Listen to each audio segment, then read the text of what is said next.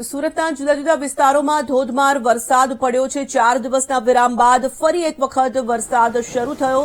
અડાજણ, પાલ, Rander, Katargam, અચવા line સહિતના વિસ્તારોમાં વરસ્યો વરસાદ વરસતા રસ્તા પર પાણી વહેતા થયા છે।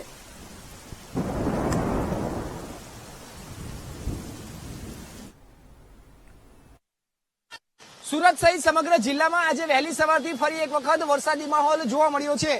સુરતના જુદા જુદા વિસ્તારોમાં ખાસ કરીને ધોધમાર વરસાદ વરસી રહ્યો છે। વહેલી સવારથી જે શહેરના કેટલાક વિસ્તારો જે છે ત્યાં હાલ ખાસ કરીને આ રીતે વરસાદી માહોલ જોવા મળ્યો છે। અત્યારે સુરત શહેરના આ અઠવા લાઇન્સ વિસ્તાર છે જ્યાં ધોધમાર વરસાદ વરસી રહ્યો છે। વહેલી સવારથી જ આ જે છે તે શહેરના લગભગ સાર્વત્રિક વિસ્તારોમાં ધોધમાર વરસાદ જોવા મળ્યો છે। અડાજણ, પાલ, રાંદેર, ભટાર, પાંડેસરા, વરાછા, કતારગામ, ઉધના દરવાજા, પીપલોદ, વેસુ સહિત સમગ્ર વિસ્તારોમાં ધોધમાર વરસાદ સવારથી જ વરસી રહ્યો છે। કાળા ડિબાંગ વાદળો સાથેનું સમગ્ર શહેરમાં વરસાદી માહોલ જોવા મળ્યો છે। જે રીતે ખાસ કરીને ખેડૂતો જે વરસાદની રાહ જોઈ રહ્યા હતા તે વાવણી લાયક વરસાદ હાલ વરસી રહ્યો છે।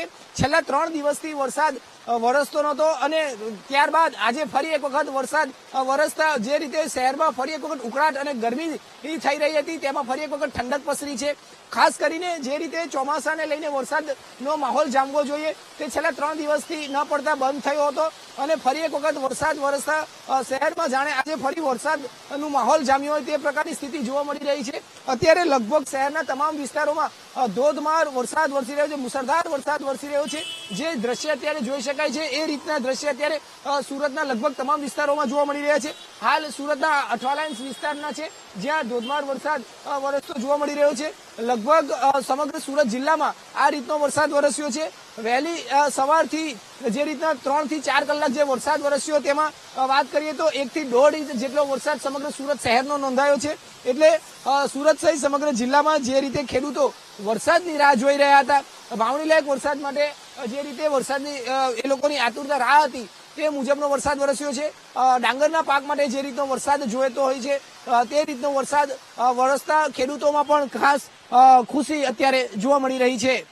કેમેરામેન સરજુ પારેખ સાથે ધ્રુવ સોમપુરા, વીટીવી ન્યૂઝ, સુરત।